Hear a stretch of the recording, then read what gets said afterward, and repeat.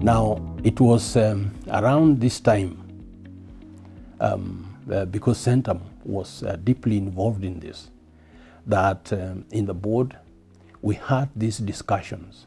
How do we go about merging the three plants and convincing all the different shareholders to come together and form one institution? And although Centum and ICTC were the two really major shareholders, it was important that everyone else who owned shares in these three plants bought into the vision, bought into the concept, and realized that greater benefits would be derived by creating one institution.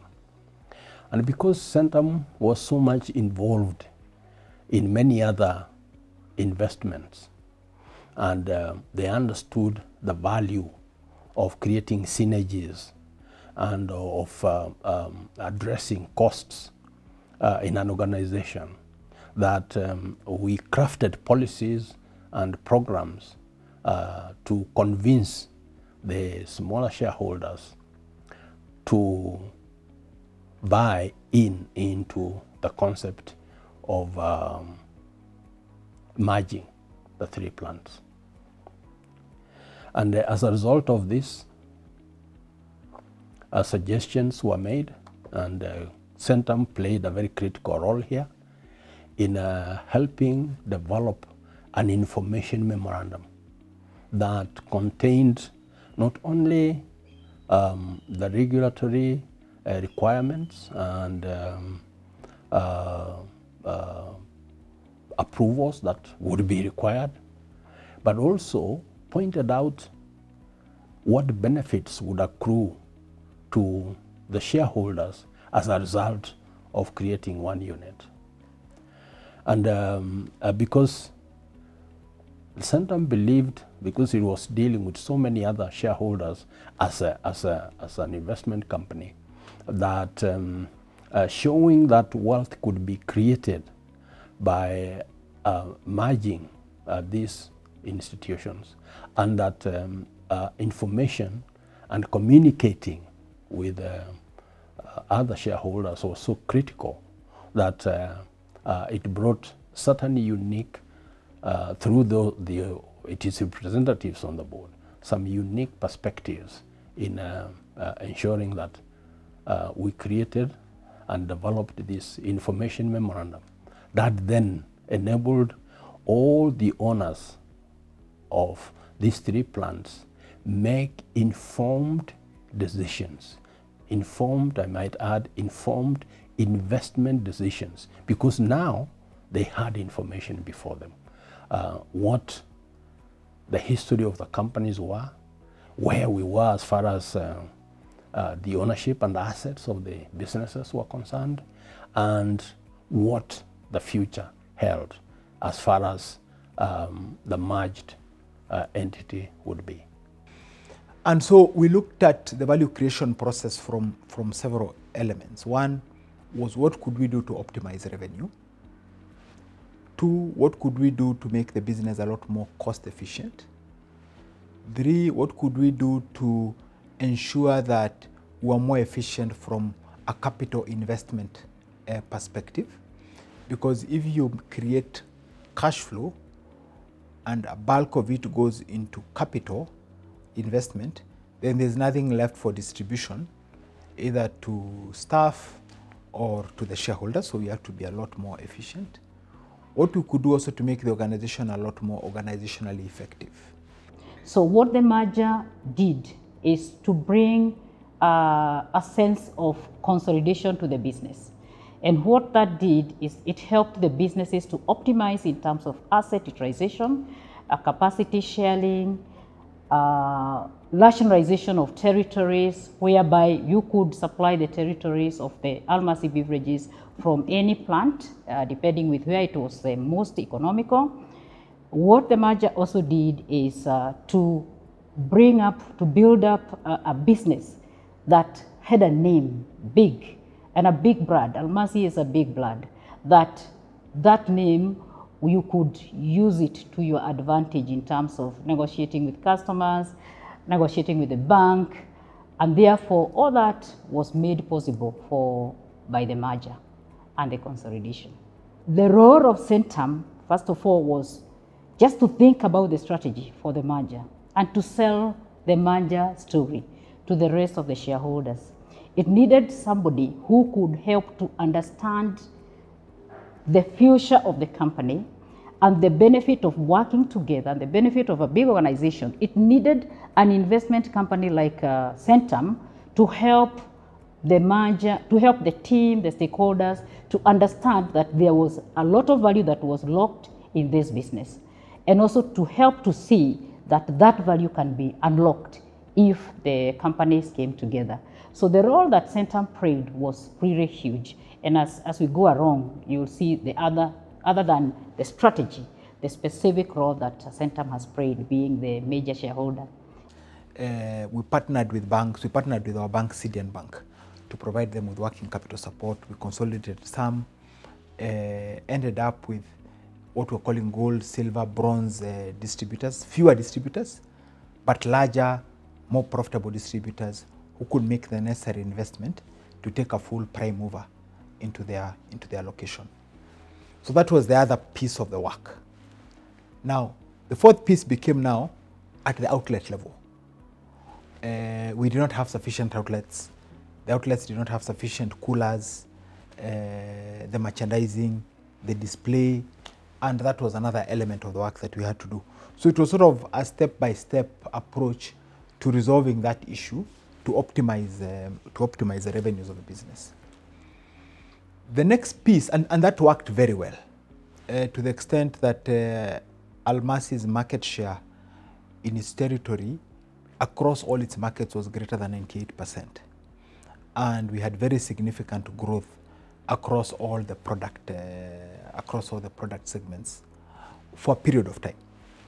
The overall effect, which is what we pursue as private equity managers, we pursue capital appreciation. So back in 2012, when we merged the businesses, they had a combined value of about 3 billion shillings. In 7 years, we were able to grow that value from 3 billion shillings to 20 billion shillings. So an additional 17 billion shillings of value was created over a 7-year period. So we are quite proud of that journey. We have recently exited Almasi to a new investor. This new investor, I think, was pleased with the performance of the business. They've been able to see the benefit of creating one platform, that is Almasi today, with a strong management team, with a strong board. And so they're then able to come in and now take the next phase of growth in the business. So although we're selling, the business was not profitable. And for several reasons. The first one was a very weak internal control environment. So you had a lot of poor controls around materials, poor controls around glass, poor controls around procurement of transporters, of contractors. So you had businesses that were having a relatively high sales level, the entire revenue dissipating through that particular process. The carbonated soft drinks industry is a very competitive business in our environment. Obviously, the brands we produce under the Coca-Cola banner are household names. Coca-Cola itself, now as a drink, Fanta, Sprite, and all those mixtures that we have. But at the same time, you need to strategically position yourself in the market and see which way the market is headed. And this brings me to the issue of, say, containers. You know, you have basically two containers in as far as these products are concerned. One is the glass, like this, I keep this to remind me of my that I must always have a Coca-Cola or a Coca-Cola product, because we've been with it the last 40 years. But also you have what we call PET. That is the non-returnables. This we call returnable containers, glass. And non-returnables are plastic or PET. And we realized that a lot of people don't want to put deposit down for the bottles. Secondly, that you have what you call drinking on the go. Take for instance, someone traveling in a matatu to an upcountry destination or some destination, and or buses. You stop at some bus station or matatu station, and who comes along? Those very enterprising Kenyans who know travelers are thirsty or they need something to sort of improve their energies as they travel. And so they're bringing you, whether it is scones, whether it is water, whether it is samosas, whatever it is. But when it comes to drinks, a traveler will not give you a deposit for the bottle, a glass bottle, because it doesn't know, firstly, the inconvenience of having put down the expended, probably, the cash he needed for whatever else, wherever he's headed. But also, the inconvenience of carrying a bottle with him as part of his luggage, which was never his intention when he started the journey. And so the question was, how do you move to satisfy this consumer who is traveling, or someone who is at a function? Whether it's a political function, whether it's a church function, or a gathering of any sort, that as you drink, you are not being asked to put down a deposit for glass, because what your interest is just one, the contents of the glass. Either you down it right there and then return the bottle, or you take it away with you. If you down it, it takes away the pleasure of you taking time to have your drink. It's not like this glass of water that you down once and quenches your thirst. And so we are looking at how do we strategically position Almasi in the market so that you're meeting the requirements as far as container is concerned of all the consumers, satisfy the consumers. And remember, our motto as producers of Coca-Cola products, we're refreshing our customers anywhere, at any time, 24/7, in any location. And so when our committee on strategy sat to, and this was chaired by a representative of ICDC, how do we deal with this? What is happening in other parts of the world? Again, here we were able to borrow from the immense experience of Centum, that containers globally, the consumer was migrating more towards PET, or what we call plastics. But let's call it PET because plastic is a little different. We call it PET. We're migrating to this, or non-returnable containers. But then non-returnable containers needed immense investment to make, because you do not buy, when you are producing as much as we are doing, you do not buy non-returnable containers and then take them to the factory, because then you have issues of hygiene, issues of the wholesome of the product. What it meant is that you must actually produce the container at the factory and then fill it. And you can imagine your business is not producing. That's why we've never been in glass production. That's why Central Glass, which was owned by breweries, that's where we bought a lot of returnable glass from, or mill glass in Mombasa. But PET is different. You have to produce it at the factory, and as you produce the bottle, you also put it in the production process, in the filling process, and that, you can imagine, needs a lot of investments. And so all of us who sat in the board and were part of the strategic committee were thinking about then how do we raise resources. Firstly, you have to make the decision that you actually need to migrate to this, and then work out the pros and cons of returnables against non-returnables. Is this long term? Will in 2 years, 3 years, consumers change and say, hey, we are no longer interested in non-returnable containers, we will go back to the old bottle?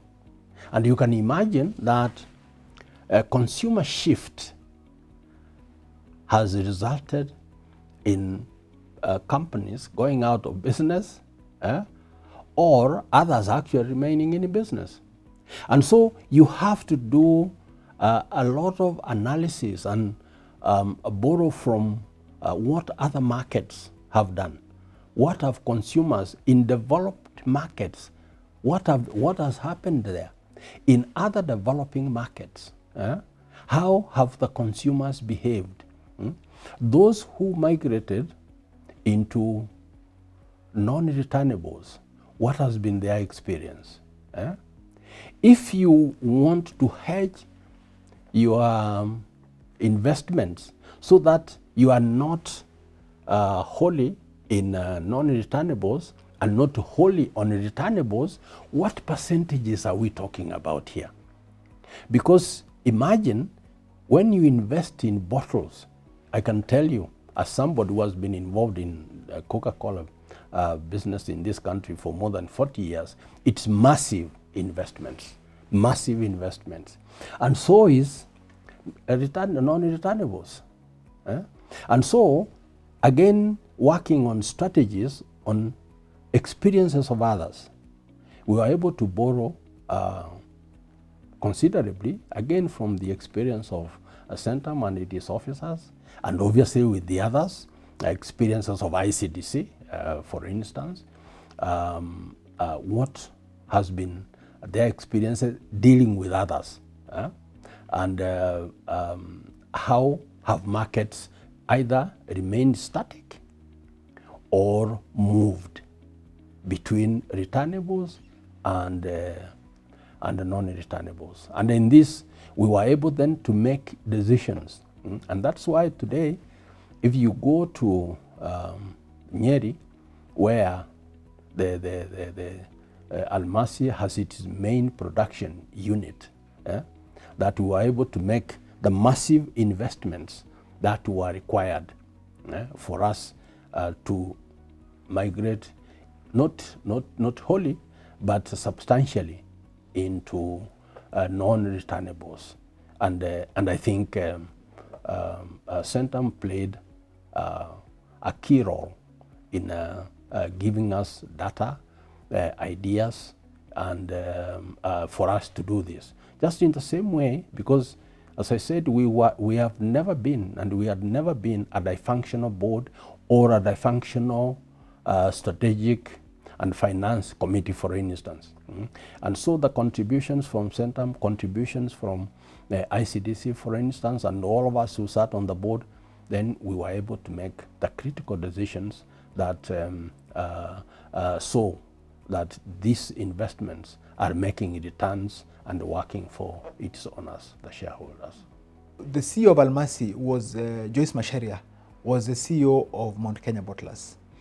And up until when we appointed her, she had been with the business for about 15 years, having joined as an accountant. So she had gone up the ladder. And the interesting thing is that when we had the merger, Mount Kenya Bottlers, the company she was leading, had the highest valuation, even though it had the oldest equipment. It had the least investment, the oldest equipment, but when a valuation was done, it had by far the highest valuation. So this was our most successful leader. So through a process of meritocracy, she was the most capable person to lead the business. So that's why one of the pillars we put together, created a small team at head office, but not really to sort of, it was not just an oversight team. It was a team that was geared towards creating value in the businesses. Strengthened the board. So we seconded about 3 members onto the board. Strengthened the committees. But also as the anchor shareholder, one of the things we did is that we had what we call monthly business review meetings with the management, which I chaired, where we looked at the performance versus the plan, and not just where we had challenges, but also where we had opportunities. And so a lot of very critical decisions were made in those BRMs, because everybody else in the business is relying on the guidance of the major shareholder. So if the major shareholder is finding out issues with the rest of the partners at the board meeting, then it's too late. You need to have a much deeper engagement to be able to deal with the risks a lot earlier. And our policy, and my policy as a chairman, is that external risks, regulatory issues, issues like those are not issues that we want our management to deal with. We want our management to focus on the issues that are to do with their business. Those issues were typically escalated to us, and as a group, that was our responsibility to deal with them, so that we do not defocus the management team from their core business. But because also we had made promises about the growth of the merged entity, that it was important also to identify areas at operations level, at management level, that were critical to realize and keep our promises to the shareholders. One of these was in finance. You know, when you're dealing with a big organization with debt financing and equity as well, that you need to ensure that your finances are in order, and that everything that revenues that you are generated are also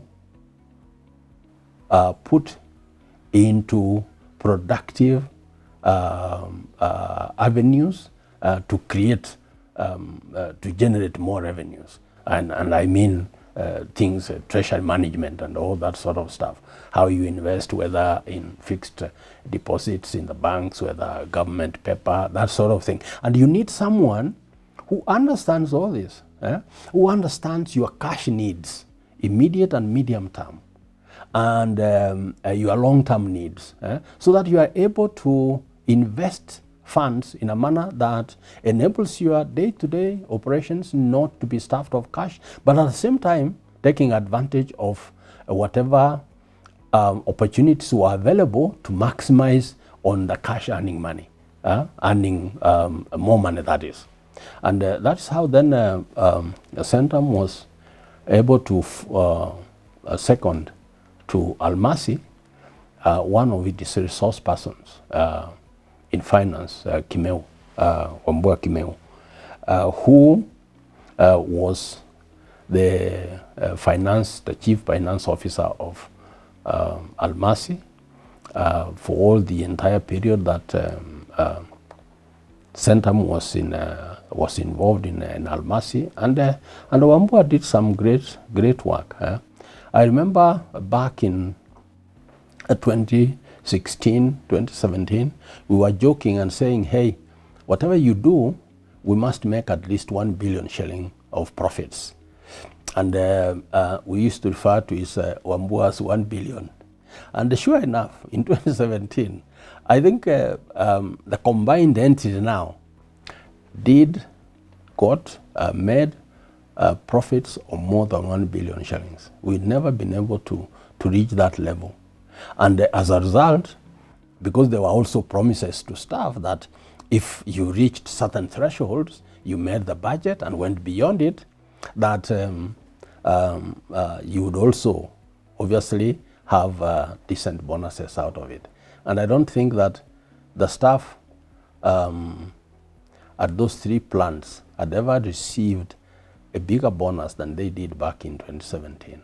And this obviously would not have been possible, not only because Wambua was the finance guy, but also the teams we have, right from the group managing a chief executive officer, Joyce Macharia, and the other teams downstream, the sales people, the marketing people, and that sort of thing. But